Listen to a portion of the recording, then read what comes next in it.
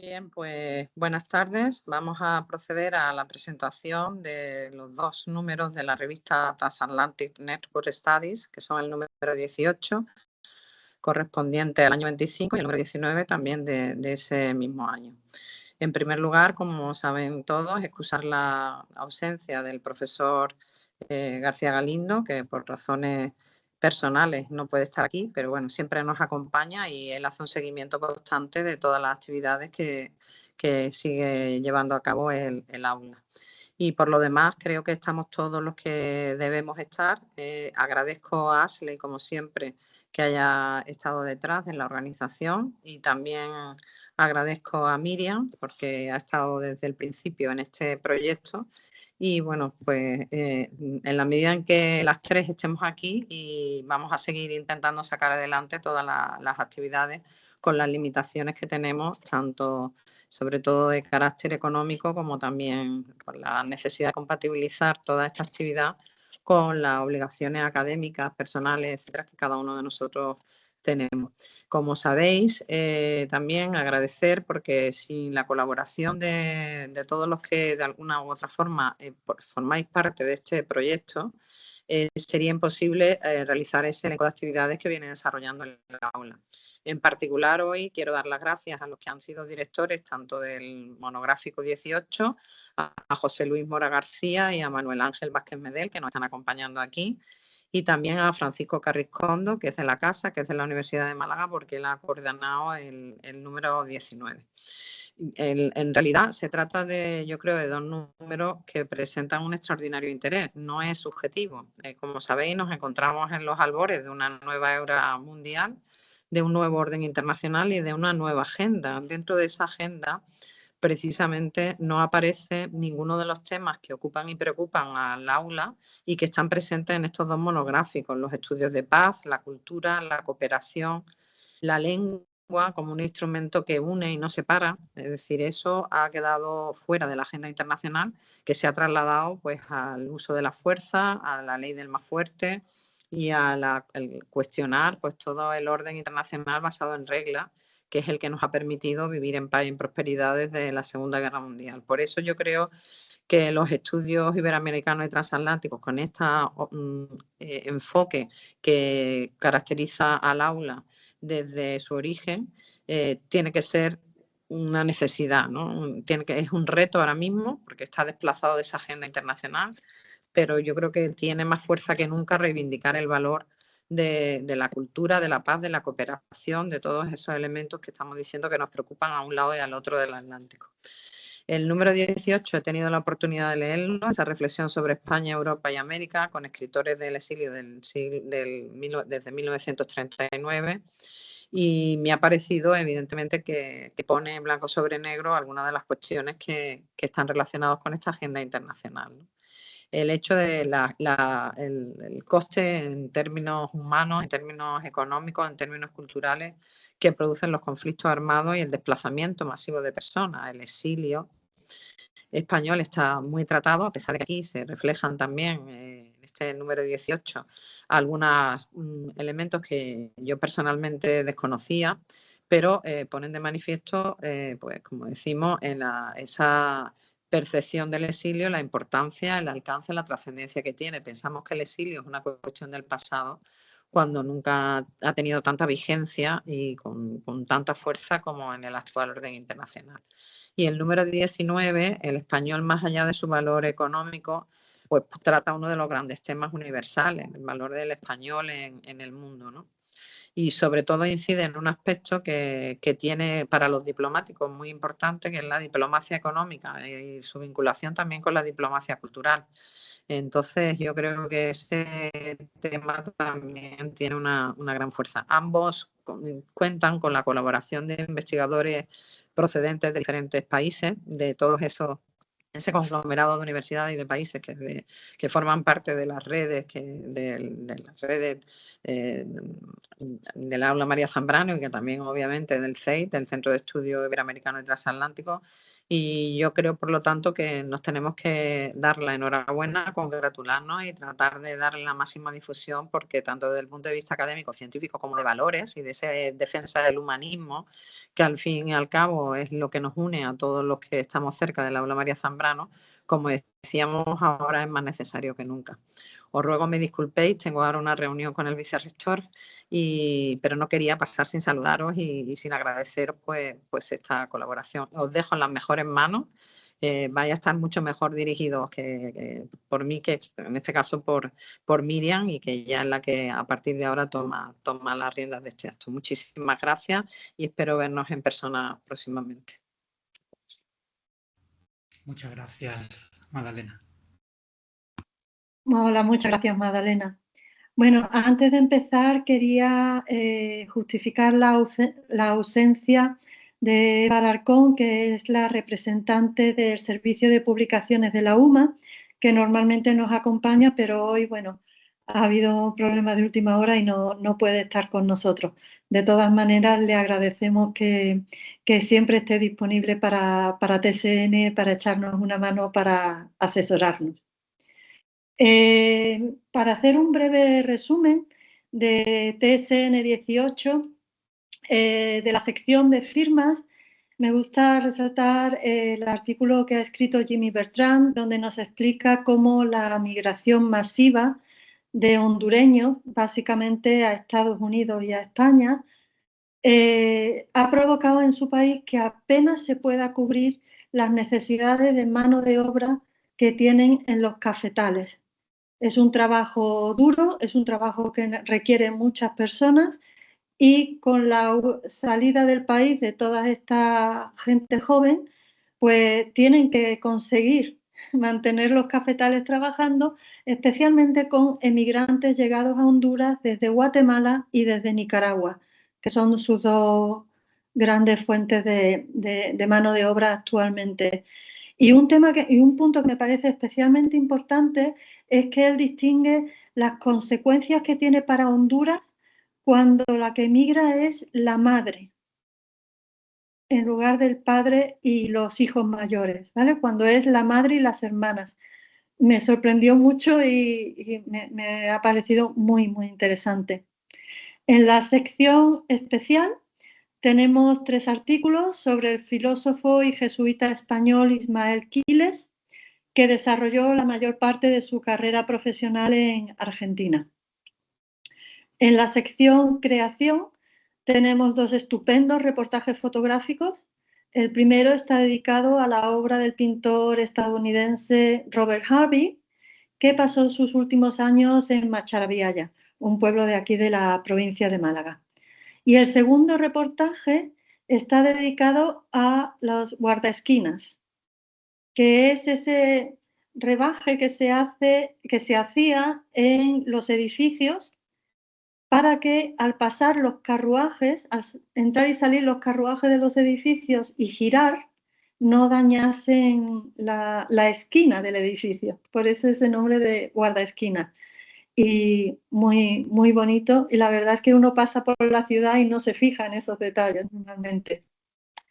En miscelánea, Grigori Komenko, profesor de la Universidad Estatal de Ucrania, Dragomanov, que estuvo haciendo una estancia de investigación con nosotros, nos explica cómo las cumbres que se celebran entre representantes de los países de la Unión Europea con países de Iberoamérica y el Caribe no son solamente un encuentro diplomático, sino que son un claro reflejo de los cambios políticos, económicos, culturales y científicos que están teniendo lugar entre los países implicados, y cómo estos encuentros al más alto nivel político han ido reforzando su papel, no solo, como decía anteriormente, no solo como actividad diplomática en sí, sino que se han convertido en plataformas para el cambio.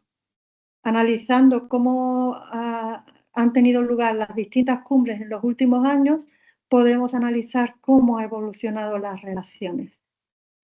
El segundo artículo nos presenta un análisis llevado a cabo por los investigadores Daniel Casal, Jesús Gutiérrez y Beatriz Viladrich en torno al difícil equilibrio que deben mantener los países entre, por un lado, la defensa de la democracia y la transparencia y, por otro, asegurar el trabajo de sus servicios secretos. Y en este análisis se centran en los casos de 3 países anglosajones: Estados Unidos, el Reino Unido y Australia. Muy bien, terminando con este repaso breve del TSN 18, a continuación doy la palabra a Manuel Ángel Vázquez Medel, uno de los coordinadores, junto a José Luis Mora García, del monográfico de este número. Adelante. Muchas gracias, Miriam. Quiero agradeceros a Magdalena y a ti que hagáis aquí presentes estas iniciativas extraordinarias de esta gran revista que es Transatlantic Studies Network, también del Aula María Zambrano y del Centro de Estudios Iberoamericanos y Transatlánticos. Y por tanto felicito y agradezco a la Universidad de Málaga esa apertura que permite que profesores de otras universidades, algunas muy hermanas como la de Sevilla, con la que formamos el Campus de Excelencia Internacional Andalucía Tech, pero también y sobre todo en este caso José Luis Mora con la Universidad Autónoma de Madrid, pues codo a codo estemos trabajando en una iniciativa realmente extraordinaria.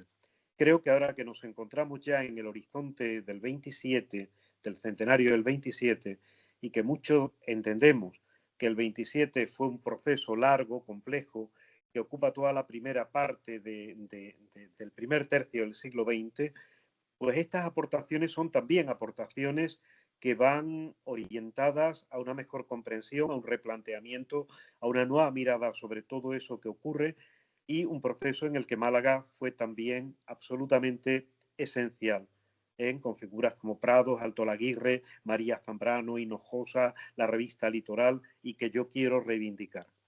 En este caso, y gracias también, y quiero recordarlo ahora con toda nuestra gratitud y cariño, a Juan Antonio García Galindo, este impulso que además en este número se abre con una reflexión extraordinaria sobre interculturalidad, pues nos ha permitido a José Luis Mora y a mí, desde que me incorporé a esta tarea hermosísima desde la primera edición, desde el primer encuentro que dio lugar al monográfico, el número 15, fundamentalmente orientado hacia pensadores, filósofos y pensadores en el exilio, pero que ya se abría con la última aportación, Recuérdalo tú y recuérdalo a otros, sobre Luis Cernuda y el exilio, se abría al contenido fundamental de esta segunda entrega, en el número 18, que son creadores y no solo pensadores, aunque una de las cosas que hemos visto es que literatura, pensamiento, música, artes plásticas, cine, todo está perfectamente imbricado en esa visión amplia, viva, actual, como os ha dicho muy adecuadamente, del exilio republicano. Concretamente, en este número 18, tenemos aportaciones de Carmen Valcárcel sobre la memoria del exilio republicano en Bretaña, que conecta precisamente con Luis Cernuda, que empezó ahí antes de ir a Estados Unidos y luego a México, donde permanece su tumba, donde falleció. Pero también hay aportaciones fundamentales de Ana Rodríguez Fischer, Europa, Sueño y Realidad, en la obra de Rosa Chacel, de Rodrigo Brown Sartori, de Chile, sobre esta importancia del exilio republicano en Chile, con la aventura del Winnipeg, impulsada por Pablo Neruda y por el presidente de la República Chilena, con muchos datos nuevos y hasta ahora absolutamente desconocidos. Entre otras, también la aportación de los españoles al terrible terremoto escala 9,5, el más grande que se ha producido nunca en la historia de Chile en el año 60, y que demuestra que nuestros exiliados enriquecieron no solo la cultura, el pensamiento, la literatura, el arte, la economía, la medicina, sino también esa acción social extraordinariamente solidaria. De Beatriz Figallo tenemos ese compromiso republicano y denuncia internacional contra la dictadura franquista con Luis Jiménez de Azúa y su presencia en Argentina. También Claudio Guillén, ese gran exponente del comparatismo literario, el hijo de Jorge Guillén. Tenemos un ensayo hermosísimo de Arantxa Gómez Sancho, Las múltiples moradas de Claudio Guillén, que recoge el nombre de uno de sus títulos. Y finalmente, Manuel Antonio Brullón Lozano, de la Complutense, ofrecía una originalísima aportación sobre el escenógrafo Gary Muñoz y Carmen Antón, que además de estar vinculada al mundo de la medicina, pues fue actriz en La Barraca y que tuvieron una presencia y un papel fundamental en Argentina. Concluyo el número con una reflexión sobre María Teresa León, más allá de la melancolía, como un alto exponente de la literatura del exilio. En suma y síntesis, número en el que quiero subrayar muy especialmente, y desde el impulso que José Luis Mora siempre ha ido dando a estos 3 encuentros. Muy pronto tendremos también el número 20 y lo abriremos incluso al ámbito de la ciencia. Es una trilogía extraordinaria y una aportación singularísima de la Universidad de Málaga a través de TSN y de todas sus instituciones. Quiero subrayar la importancia de las mujeres en el exilio, pero las mujeres también en la investigación sobre el exilio, que introducen una mirada nueva y distinta. En segundo lugar, quiero subrayar también ese horizonte interdisciplinar, multidisciplinar, absolutamente abierto y totalmente vigente. Si queremos entender la realidad actual, no tenemos más remedio que seguir la huella de quienes, obligados a abandonar su país, su lengua, su cultura, quisieron mantenerlas vivas lejos, en Europa, en América, como en estos 3 encuentros se ha ido poniendo de relieve. Por tanto, creo que todos debemos felicitarnos por esta aportación extraordinaria de una revista que alcanza ya una madurez, como se ha dicho, y que es una referencia para estos grandes temas y que es un instrumento para la construcción responsable, rigurosa, de un mundo nuevo y distinto, de un mundo mejor en estos años convulsos del siglo XXI, en el que la mirada al pasado no es solo arqueológica, sino que nos demuestra los caminos por los que tenemos que continuar. Yo, sin más, y con mi gratitud profunda, creo que es José Luis Mora el que debe darnos también otras claves absolutamente fundamentales de estos números de TSN sobre el exilio. Muchas gracias. Muchas gracias, Manuel. Damos a continuación la palabra a José Luis Mora García. Bueno, muchísimas gracias a ustedes, gracias Miriam, gracias a Magdalena y a Juan Antonio, con quien tuve la oportunidad de coincidir cuando fue director de la Fundación María Zambrano, y ahí nació en buena medida esta colaboración que está resultando tan grata, tan productiva en el ámbito intelectual y en el ámbito personal. Y él también pues, nos puso en contacto a Manuel Ángel y a mí, y esta experiencia pues está siendo de la misma naturaleza, enormemente grata, productiva, y al ser de 2 campos afines, el ámbito más filológico y el ámbito un poquito más filosófico, con una frontera bien permeable, pues nos está permitiendo también una colaboración estrecha y cuyos resultados pues se están viendo en estos números, el número 15, el 18 que hoy presentamos y el número 20, como acaba de aludir Manuel Ángel, y me sumo a sus palabras en cuanto a agradecimientos y en cuanto a gratitud, donde quiero incluir a Ashley y a todas las personas que trabajan en el equipo. Algunas ya no están, como Raúl, pero le recuerdo con su cámara por allí, por la sala, y él ha dejado testimonio, y seguramente alguna otra persona que ahora no recuerdo. Le dije a Manuel Ángel, en el tono de confianza que hemos adquirido, que sería un buen monaguillo en esta sesión, y el monaguillo decía amén con convicción, y ese es el papel que gustosamente realizo en este momento, ¿no? Me parece un acierto enorme el haber puesto como preámbulo, vamos a decir así, a este monográfico, los dos artículos dedicados a la interculturalidad y a la emigración, porque me parecen dos temas de enorme actualidad, cruciales para la reflexión y que están modificando en buena medida lo que fue la construcción del Estado-Nación en el siglo XIX, ¿no? Y son dos dimensiones para las que nos tenemos que educar, los que ya somos un poquito más veteranos, pero sobre todo aquellos que son más jóvenes, ¿no? Puesto que las fronteras son cada vez más permeables y sin perder la identidad en el sentido no excesivamente fuerte del término, pero en fin, todos somos de algún lugar, somos personas espaciales y temporales, y por lo tanto todo ocurre en algún lugar y en algún tiempo, pero todo está abierto a otros espacios y a otros tiempos.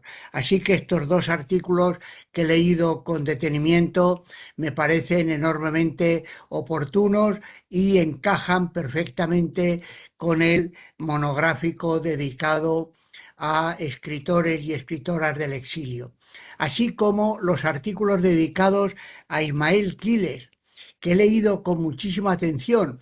Yo, como historiador de la filosofía, me había fijado mucho en Francisco Romero y su contribución a la revista Realidad, pero creo que este jesuita, Ismael Quiles, que como se cuenta ahí, desarrolló casi toda su vida en Buenos Aires, con presencia en otros países americanos, es digno de la mayor consideración y estudio, y así lo voy a transmitir a mis estudiantes, porque creo que había quedado ahí en una esquinita y hay que pasarlo a un primer plano, ¿no?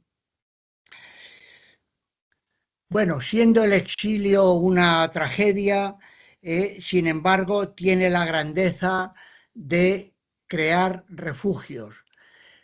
Margarita de la Villa, que fue directora del Fondo de Cultura Económica, me comentaba que ellos en realidad se sentían refugiados. Y le he dado muchas vueltas a esta experiencia del refugiado, porque eso quiere decir que alguien crea un refugio, ¿no? Y que alguien viene a ocupar ese refugio.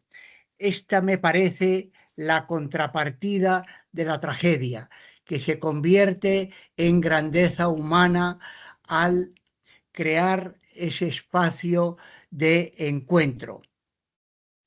Y porque sin romper, como decía antes, la dimensión de pertenencia, sin embargo, ésta se enriquece al venir a pertenecer al menos a dos lugares, si no a más lugares, ¿verdad? Y por lo tanto a crear espacios de convivencia nuevos que obligó a los exiliados a pensar sobre la patria que les había expulsado. Así lo hizo María Zambrano y lo hicieron todos estos pensadores y escritores y escritoras de los que estamos recogiendo sus semblanzas en estos números, sino que además se vieron, entre comillas, obligados a pensar nuevas realidades. Es verdad que Europa estaba en un horizonte más próximo, pero la apertura a América terminó siendo fundamental. Y hoy en España pues hemos redescubierto una América que por lo menos mi generación tardó mucho en conocer. Por eso nos duelen algunas simplificaciones que hemos tenido que escuchar, porque estos autores fueron enormemente sensibles a la vinculación entre España, Europa y América, que era una secuencia que utilizaban en muchos de sus títulos, ¿no? Cataluña, España, Europa, por ejemplo, de Ferrater y otros, ¿no? Así que esta riqueza, este enriquecimiento que vemos en estas semblanzas de la mano, de la pluma de estudiosos y estudiosas, como ha señalado ahora Manuel Ángel, nos han abierto un horizonte muy rico que nos cambia la perspectiva estrecha de, desde el respeto a lo propio, no caer en el provincianismo estrecho, perturbador, sino tener una dimensión de humanidad, ¿no? Ser del barrio y ser de la humanidad al mismo tiempo. Y esta experiencia del exiliado pues se comparte con la experiencia de la emigración, desde el respeto también al que acoge. Siendo una revista andaluza, no olvidaremos que en los años 60, 70, Andalucía envió más de 1 millón de migrantes. Y eso tiene repercusiones, como ahí se señala, desde el país o desde la región que envía emigrantes, como desde las realidades culturales, políticas que acogieron aquellos emigrantes, ¿no? Así que, como digo, tanto la realidad del exilio como la realidad de la emigración está suponiendo una revisión en profundidad del concepto de nación tal como fue constituido en el siglo XIX a partir de esta reflexión sobre España, Europa y América. Y finalmente, esto debe hacerse, y lo comentaba con Manuel Ángel esta mañana, desde una ubicación correcta de los autores, evitando, por una parte, utilizarlos como ajustes de cuentas para realidades que ellos no vivieron, porque el pasado siempre viene de atrás hacia adelante, de tal manera que el pasado está en el presente, pero el presente no en el pasado, es decir, eso sería ventajismo, y por lo tanto algunas veces se han utilizado a estos y a otros autores para ajustes de cuentas. No viene ahora a cuento extenderse sobre lo que pasó con los regeneracionistas, como avanzados del prefascismo y tal, cuando en realidad ellos siempre abogaban por liderazgos intelectuales, nunca militaristas y mucho menos fascistas, ¿no? Y también hay que evitar convertirlos en una norma, fosilizarlos, ¿verdad? Tenemos que conseguir que después de leerlos sigan siendo autores vivos. Yo creo que hemos contado afortunadamente con estudiosos, con estudiosas que han conseguido transmitirnos una visión viva de estos 7 autores y autoras, escritores y escritoras. Será incluido en el número 20 porque por razones personales no pudieron ser incluidos en este número al que deberían haber pertenecido por razones de coherencia, el capítulo dedicado a Victoria Kemp, ¿verdad? Y el capítulo dedicado a Juan Ramón.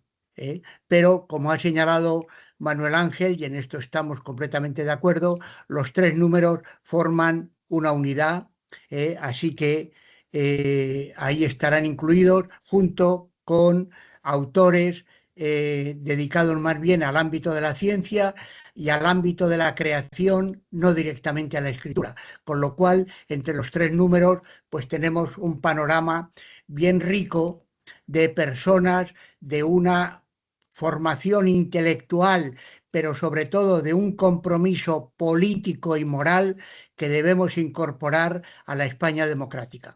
Así que formar parte de este proyecto de TSN, con nuestro director y con Magdalena, con Miriam y con todas las personas que estáis ahí manteniendo esta revista, que además es bellísima. Yo, que pertenezco al ámbito de la filosofía, y los filósofos somos más bien de saboríos, para los temas que tienen que ver con la forma, con la estética. Esta es una revista que no solamente uno lee con gusto, sino que forma parte del placer de manejarla. Así que muchas gracias y un placer enorme formar parte de este equipo.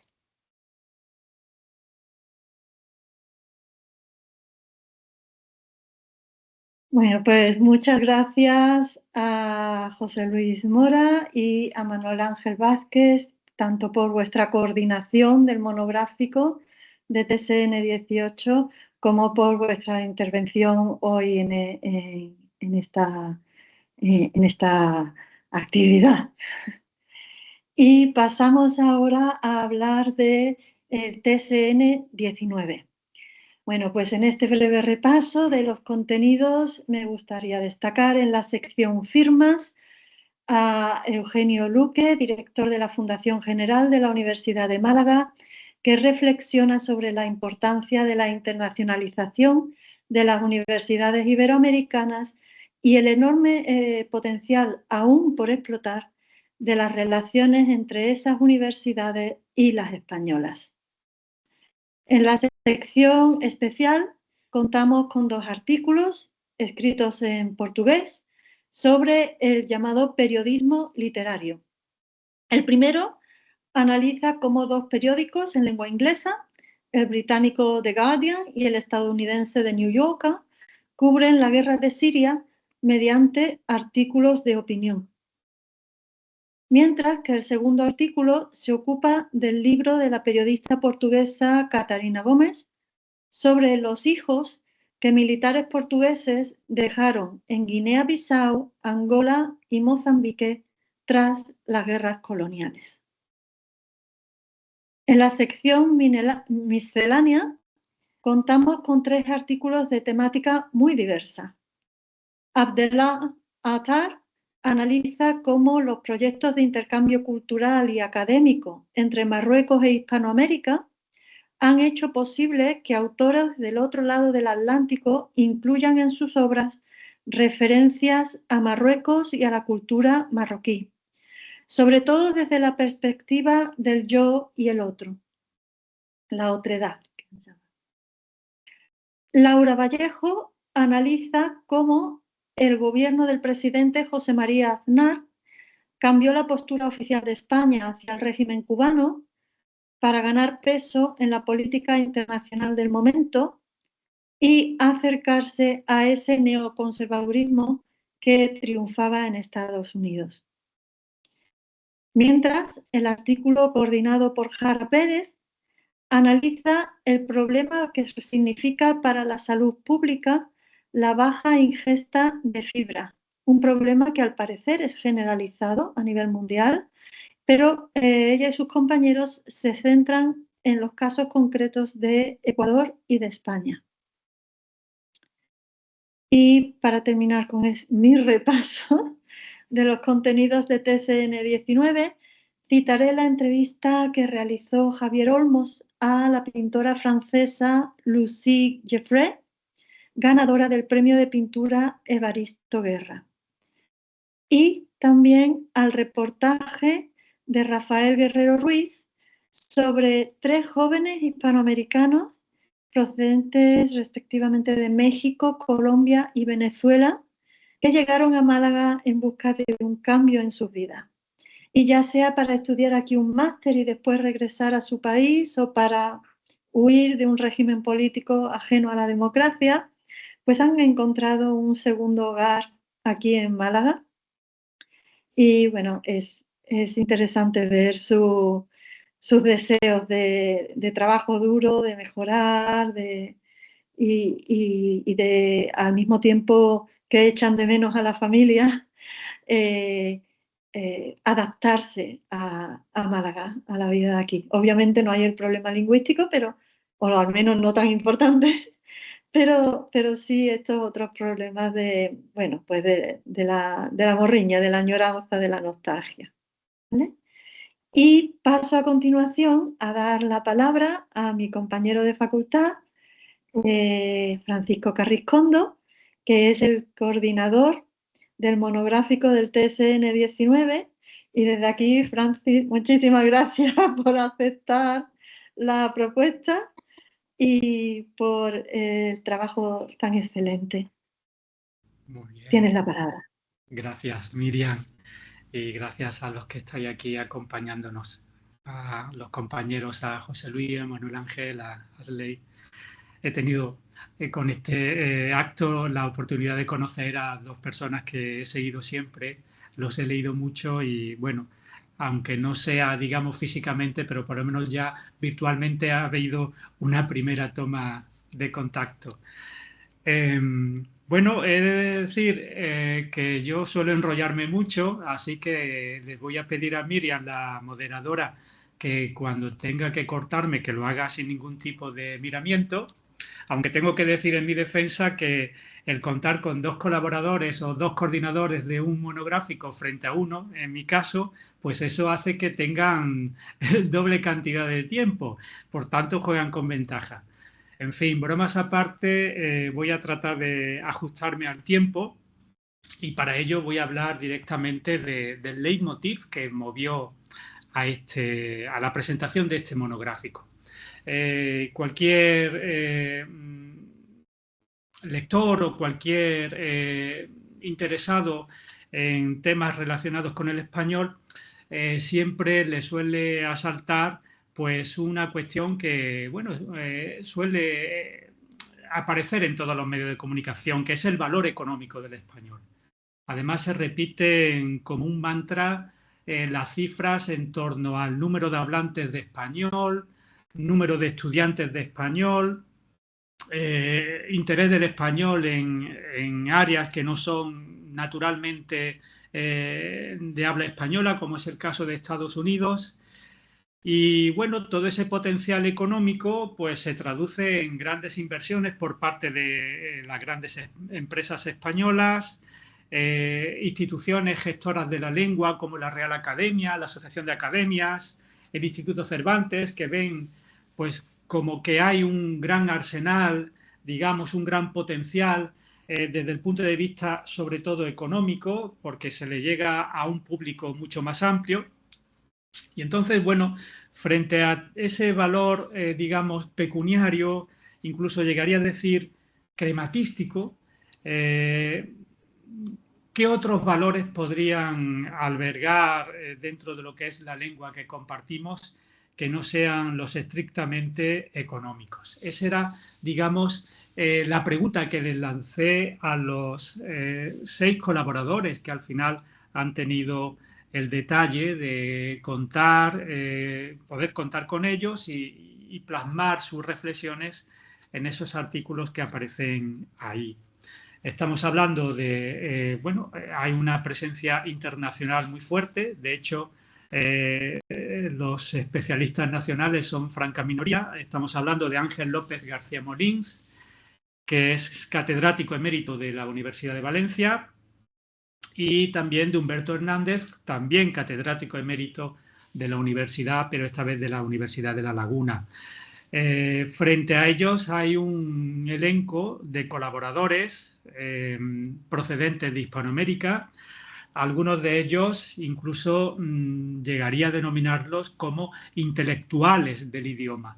No estamos hablando de conocedores de la historia de nuestra lengua, de todo su patrimonio, de todo lo que, digamos, tiene que ver con la cultura hispánica, sino que también reflexionan desde un punto de vista, digamos, más allá de los datos relacionados con el español. Por eso se les puede denominar perfectamente intelectuales del idioma. Estoy hablando de José del Valle o estoy hablando también de Luis Fernando Lara, del Colegio de México. José del Valle es profesor de la Universidad Estatal de New York City.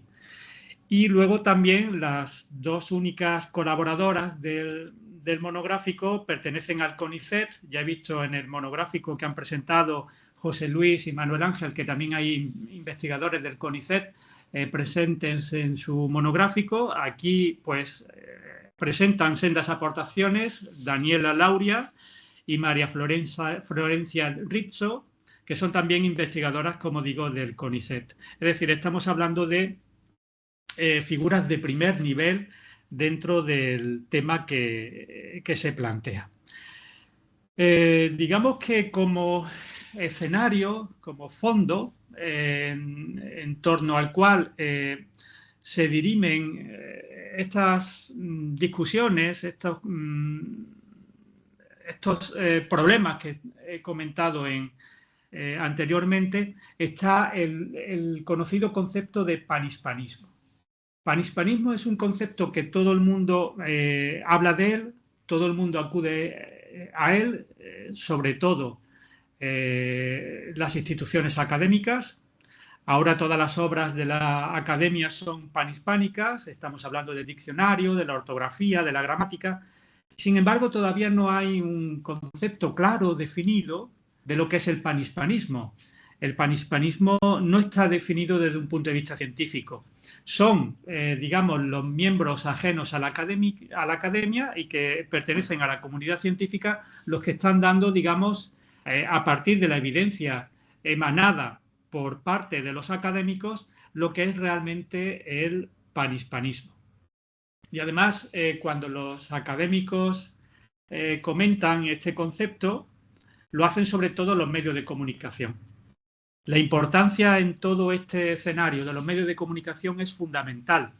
¿Por qué? Pues porque tiene que ver mucho con estos otros valores del español más allá del puramente económico. Se está atendiendo sobre todo a un valor, digamos, funcional, instrumental de la lengua. ¿Eso por qué? Pues porque eso supone también llegar a un mayor número de, digamos, oyentes, lectores de periódicos o a una audiencia televisiva.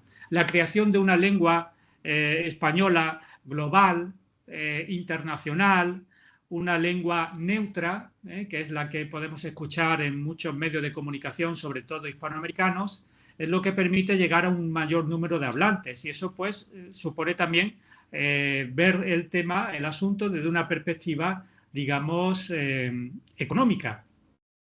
Pero claro, si atendemos a la posibilidad, a la existencia más que probable de otros valores del español, tendríamos que preguntarnos dónde queda, por ejemplo, el valor cultural, el de comunidad compartida o el de comunidad vivencial, que es precisamente el concepto que utiliza Ángel López García en su texto introductorio.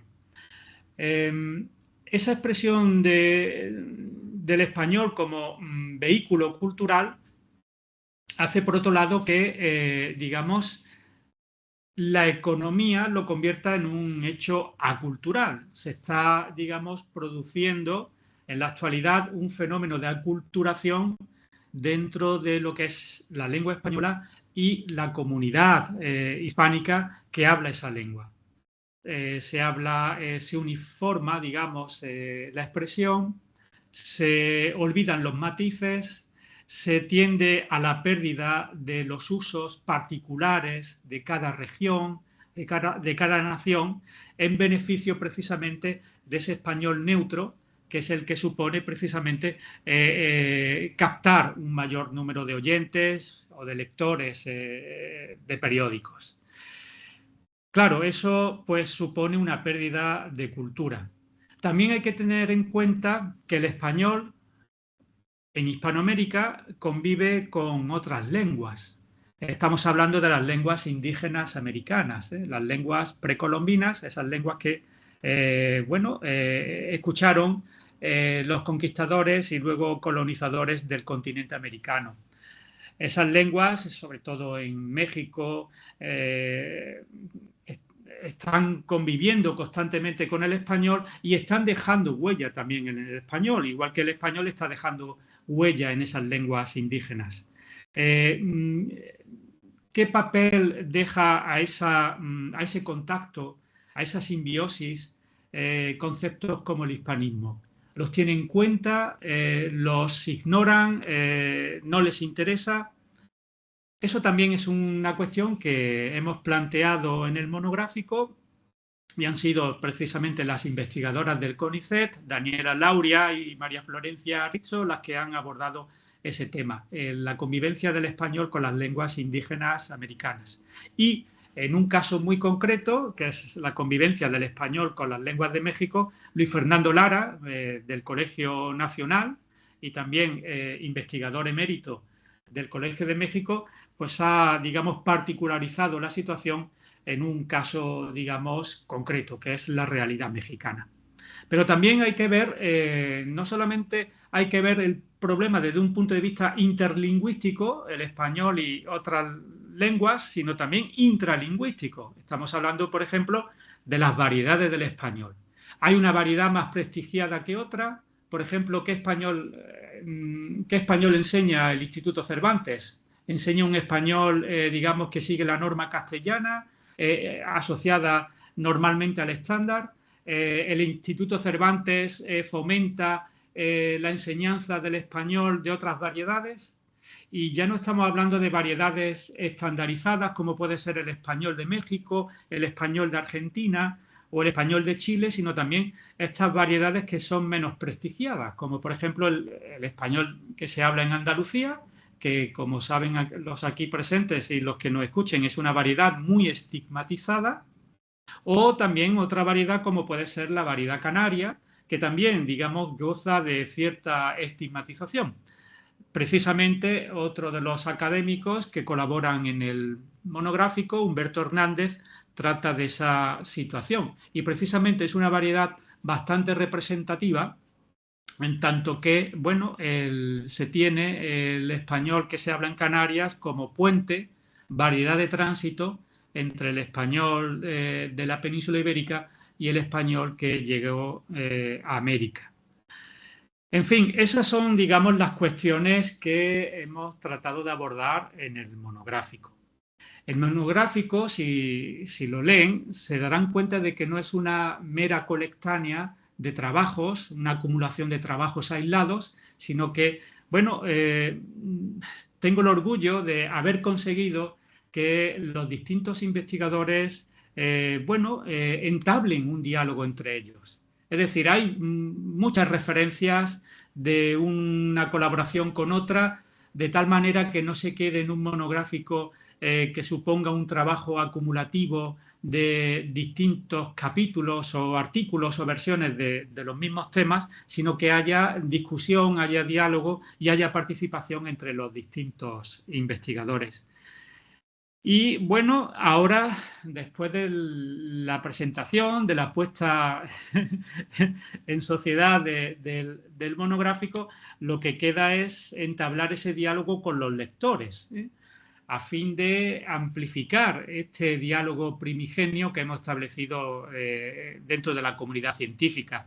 Yo creo que eso está en el ADN de TSN, el establecer un marco de diálogo, un hilo argumental que suscite el debate. De ahí, digamos, la diversidad, la heterogeneidad de los contenidos que, digamos, que le dan más valor a la revista.